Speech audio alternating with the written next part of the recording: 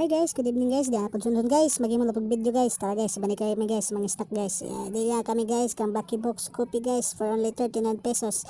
Makainom na kag coffee. Ay nang snack yapon guys kasi panihapon na guys. Diyan guys, unan coffee. Ug diyan po sila ay ice coffee na ilang menu sa gawas guys, pwede mo makapili guys. Napod sa sulod guys silang takoyaki guys. Nagkaan sa akong asawa guys. Adiya po dahil si Janet Abisiho ang business owner kaning Lucky Box.